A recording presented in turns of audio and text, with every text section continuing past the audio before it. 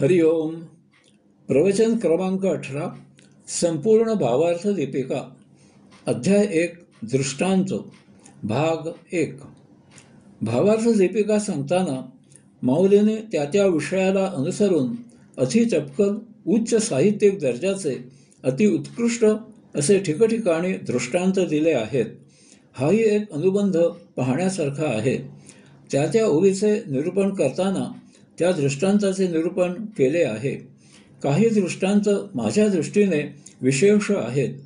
त्यांचे निरूपण हा विषय विस्तृत असल्यामुळे त्याचा आपण या स्वतंत्र लेखांमध्ये परामर्श घेऊ. ओवी क्रमांक 201. जैसा भ्रमरभेदी कोडे भलतैसे काष्ट कोरडे परी कडिके माझे सापडे कोवळीये. ओल्या मातीला आकार देणे सोपे असते.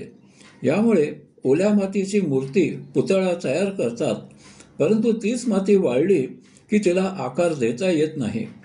याचप्रमाणे लहान मुलांवर संस्कार करणे सोपे असते. त्यांचे मन कोवळे असते. त्यावर संस्कार चटकन होतात.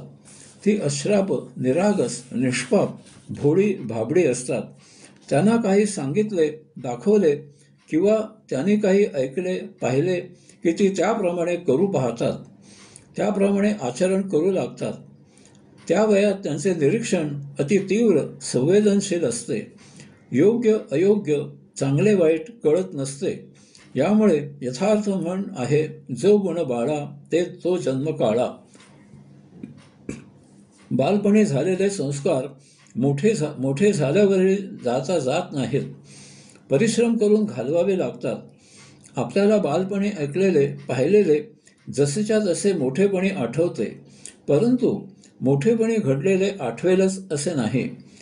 लहानपणी गणपतीच्या आरत्या सहज ऐकून शेवटपर्यंत पाठ राहतात, परंतु शाळेत पुस्तकामधील घोकून पाठ केलेल्या कविता मोठेपणी आठवत नाहीत.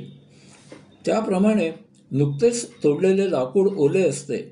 त्यावेळी त्याला भोग पाडणे फार सोपे, सहज होणारे असते, परंतु एकदा का तेच लाकूड वाळले की ते टणक होते आणि त्याला भोग पाडायला फार कष्ट, ताकद लावावी लागते. भुंगा अशा वाळलेल्या लाकडाला सहज भोग पाडतो. कमळाचे फूल सूर्योदयाला फुलते आणि सूर्यास्ताला मावळते. भुंगल्याला कमळामधील सुमधुर सुवासिक परागकण फार प्रिय आहेत. तो कमळाच्या फुलावर परागकण खाण्यात दंग असताना जर सूर्य मावळला तर ते कमळाचे फूल मिटते आणि त्यात भुंगा अडकतो. वाळलेल्या लाकडाला सहज भोग पाडणारा भुंगा ती कमळाची मिटलेली नाजूक कडी भेदून बाहेर येऊ शकत नाही. तो त्या कडीमध्येच रात्रभर अडकतो आणि त्यामुळे तेथेच आत मुक्काम करतो. सकाळी सूर्योदय झाला, कडी उमळली की बाहेर येतो. जी कमळाची कडी उमळून आपल्याला सुमधुर सुवासिक परागकण देते, त्या उपकार करणाऱ्या कळीला भोग पाडणे भुंग्याला अप्रशस्त वाटते. ती कृतज्ञता असते. असे करणे म्हणजे उपकाराची फेड अपकाराने करणे असते. यामुळे तो तसे न करता तिच्या सहवासात तेथेच मुक्काम करतो आणि सकाळी निघून जातो. ही अलिप्तता असते. याचप्रमाणे जे काम सहज आपोआप निसर्गाकडून होणारे असते, ते काम आपण मुद्दाम ताकद लावून कशासाठी करावे? अशावेळी थोडा अवधी वाट पाहिली तर असे काय आणणार आहे? निसर्गाचे काही नियम असतात. धीर धरी धीरापोटी असती फळे रसाळ गोमटी. काही गोष्टी आपल्याला काम करूनच मिळवाव्या लागतात, तर काही गोष्टी आपल्याला निसर्गाकडून भेट मिळतात. काही गोष्टींसाठी कष्ट घेतले तरी त्याच्या परिणामांची वाट पाहावी लागते. यालाच विवेक, संयम, तारतम्य असे म्हणतात. निसर्गाच्या विरुद्ध जाऊ नये, कारण अशाने जर निसर्ग कोपला तर तो महाविध्वंसक होतो. त्याला आवरणे आपल्या शक्तीच्या आवाक्यात नाही.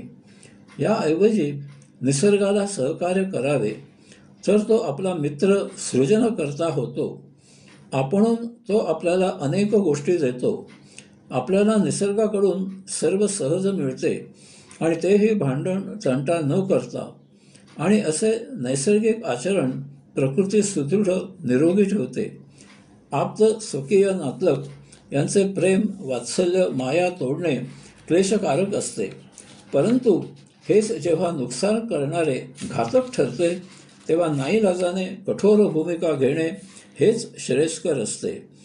त्यावेळी करुणा, दया, क्षमा, शांती गुंडाळून ठेवावी लागते, कारण अशाने एक वेळ नुकसान सोसता येते, परंतु यामुळे काळ सोकावतो ते न परवडणारे असते.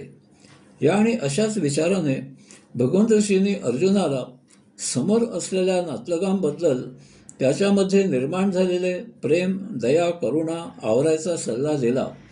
काही वेळा भावनांपेक्षा कर्तव्यकर्माला प्राधान्य द्यावे लागते, तर काही वेळा कर्मापेक्षा भावना जपाव्या लागतात. तारतम्य कसे बाळगायचे याची शिकवण भावार्थ दीपिका आपल्याला देते. यासाठी भगवंत श्रीने अर्जुनाच्या निमित्ताने आपणा सर्वांना गीता सांगितली. माऊलींनी तीच संस्कृतमधील गीता विस्तृत करून मराठीमध्ये आपल्यापर्यंत पोहोचविली. हरिओम.